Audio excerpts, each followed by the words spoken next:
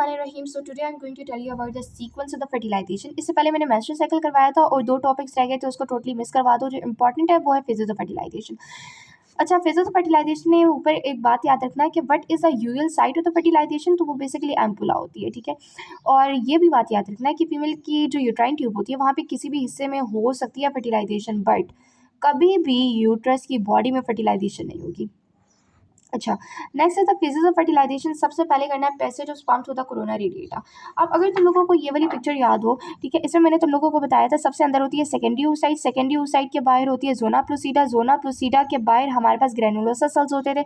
अब इन granulosa cells में बन जाती थी एंट्रम यानी फ्लूइड कैविटी। इस एंट्रम की वजह से कुछ जो ग्रेनुलोसा सेल्स थे वो बिल्कुल जोना प्लूसिडा के बाहर रह गए थे। इनको कहते हैं कोरोना रेडिएटा, यानी वो ग्रेनुलोसा सेल्स जो कि बिल्कुल जोना प्लूसिडा के बाहर है उन्हें कहते हैं कोरोना रेडिएटा। और फिर इन ग्रेनुलोसा सेल के बाहर होती है थीका इंटरना और थीका एक्सटर्ना। अब जब ये ओव्यूलेशन के दौरान जो सेकेंडरी oocyte रिलीज होता है वो अपने साथ 2 चीज़ें लेके जाता है, एक जोना प्लूसिडा और दूसरा कोरोना रेडिएटा। बाकी सारी चीज़ें नहीं जाती, ठीक है, ये पीछे रह जाती हैं और बना देती हैं कॉर्पस ल्यूटियम। तो 2 चीज़ें रहेगी। अब जब स्पर्म ने क्रॉस करना है तो उन्होंने 2 चीज़ों को क्रॉस करना होगा, एक कोरोना रेडिएटा और दूसरा जोना प्लूसिडा को। सबसे पहले वो कोरोना रेडिएटा को क्रॉस करेगा, तो रिमेंबर वन थिंग, ये कोरोना रेडिएटा को क्रॉस करने के लिए उसको क्या चाहिए होगा कि स्पर्म के नाम basically if this is the sperm, ये देखो, if this is the sperm, ठीक है, और ये उसकी टेल है, तो उसके हेड के आगे, न्यूक्लियस के आगे बिल्कुल पड़ा होगा एक्रोसोम। एक्रोसोम में कुछ ऐसे एंजाइम्स होते हैं जो कि स्पर्म की पेनिट्रेशन के लिए मददगार साबित होते हैं।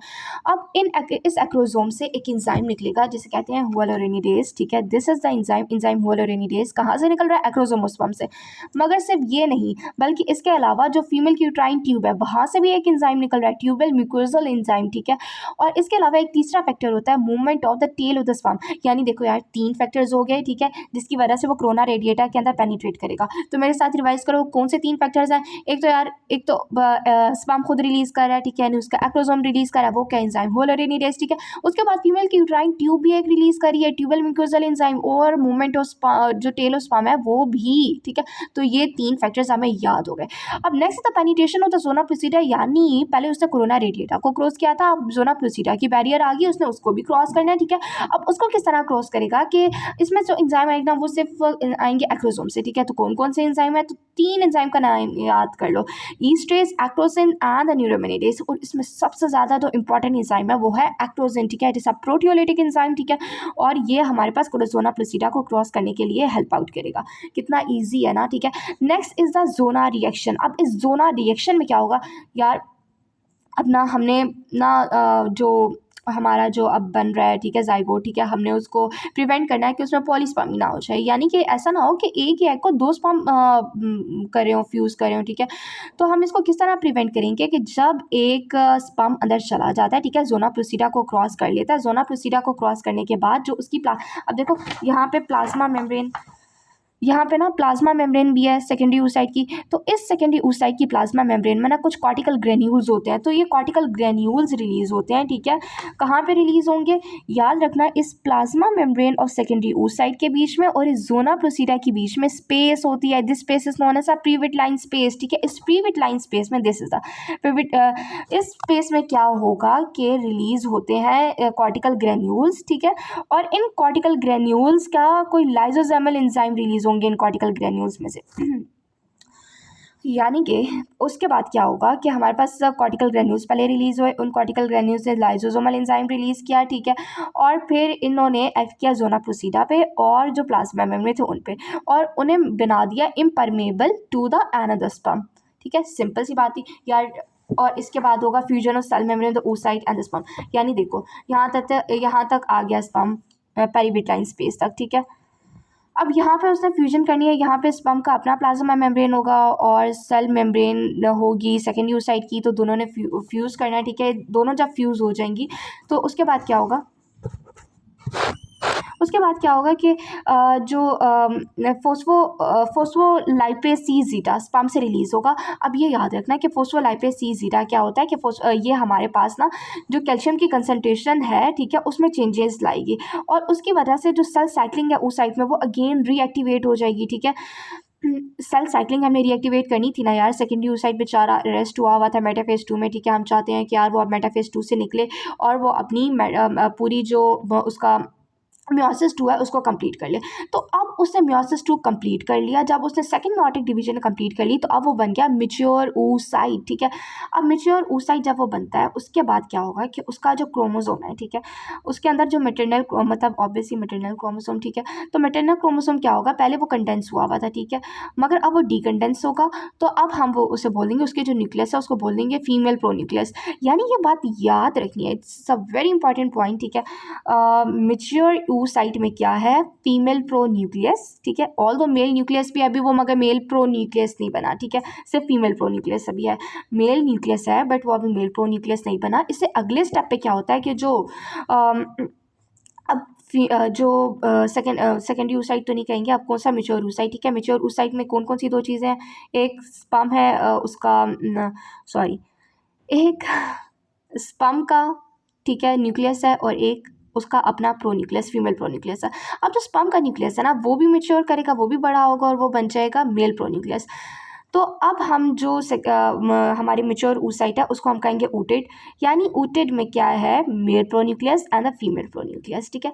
अब मेल प्रोन्यूक्लियस और फीमेल प्रोन्यूक्लियस क्या करेंगे, इनके पास थे क्रोमेटिड। अब इन्होंने डीएनए को डुप्लीकेट करना है, ठीक है।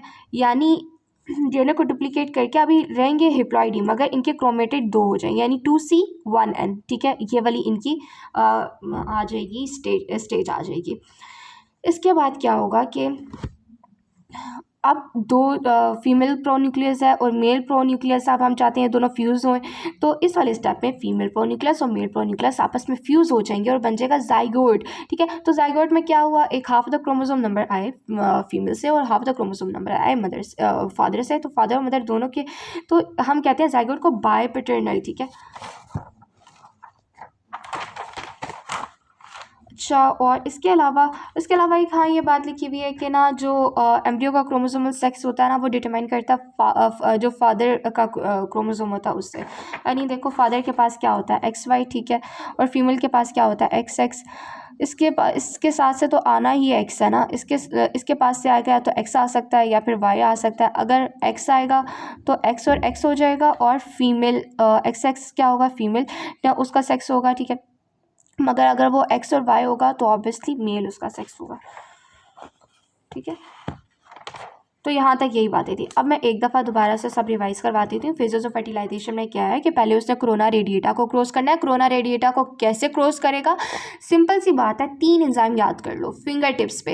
एंजाइम होलोरेनिडेज कहाँ से निकलेगा, एक्रोसोम ऑफ द स्पर्म से निकलेगा। उसके अलावा ट्यूबल म्यूकोजल एंजाइम जो कि उसकी यूट्राइन ट्यूब से निकल रहा है। और इसके अलावा एक और भी चीज़ है कि जो स्पर्म की टेल की मूवमेंट है, ठीक है, वो भी मददगार साबित हो रही है। तो ये तीनों जो है, ठीक है, ये हमारे पास passage of sperm through corona radiata में हेल्पफुल है। इसके बाद क्या होगा, कोरोना रेडिएटा को क्लोज कर लिया। अब हमने क्रॉस करना है जोना प्लूसिडा को। जोना प्लूसिडा को कैसे क्रॉस करेगा, सिंपल, एक्रोसोम से ही 3 एंजाइम निकलेंगे, ईस्ट्रेस, एक्रोसिन एंड न्यूरोमिनिडेज, ठीक है। और ये हमारे पास क्या करेंगे, कोरोना रेडिएटा जोना प्लूसिडा को क्रॉस करवाएंगे। कोरोना रेडिएटा भी क्रॉस हो गया, जोना प्लूसिडा भी क्रॉस हो गया। नेक्स्ट हमने उसे बचाना है पॉलीस्पर्मी से, ठीक है, कि कहीं ऐसा ना हो कि 2 स्पर्म उसके साथ फ्यूज कर जाए और हमने तो पॉलीस्पर्मी से बचाना है।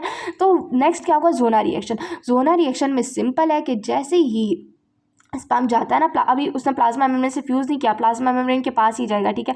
तो प्लाज्मा मेम्ब्रेन रिलीज कर देगी कॉर्टिकल ग्रेन्यूल्स। कॉर्टिकल ग्रेन्यूल्स से निकलेंगे लाइसोसोमल एंजाइम्स और वो लाइसोसोमल एंजाइम पेरिविटाइन स्पेस में जाएंगे और वहाँ पे प्लाज्मा मेम्ब्रेन और जोना मेम्ब्रेन जो जोना प्लूसिडा उनको क्या कर देंगे, impermeable to the other sperm.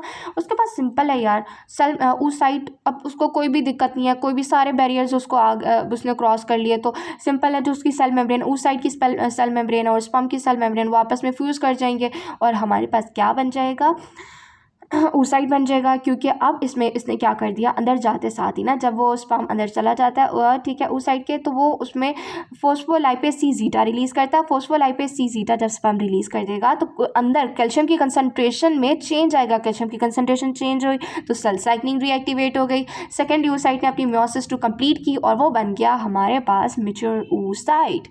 Now this mature oocyte में क्या है, हमारे पास प्रोन्यूक्लियस होगा, यानी जो फीमेल प्रोन्यूक्लियस होगा, जो फीमेल का न्यूक्लियस होता है वो उसमें जो मैटरनल क्रोमोसोम की डीकंडेंसेशन हो जाएगी। उसके बाद ऊटेड बनेगा। ऊटेड कैसे बनता है, उसमें मेल न्यूक्लियस भी बड़ा होके मेल प्रोन्यूक्लियस बना देते हैं, यानी ऊटेड में क्या है, male pronucleus and female pronucleus. और ये फिर क्या करेंगे, अपने क्रोमेटेड नंबर को क्या करेंगे, इंक्रीज करेंगे, यानी 2C क्रोमेटेड नंबर हो जाएंगे। और डीएनए तो हमारे पास ऑब्वियसली हिप्लॉइड ही रहेगा ना, अभी वो होंगे हिप्लॉइड मगर क्रोमेटेड 2 हो जाएंगे।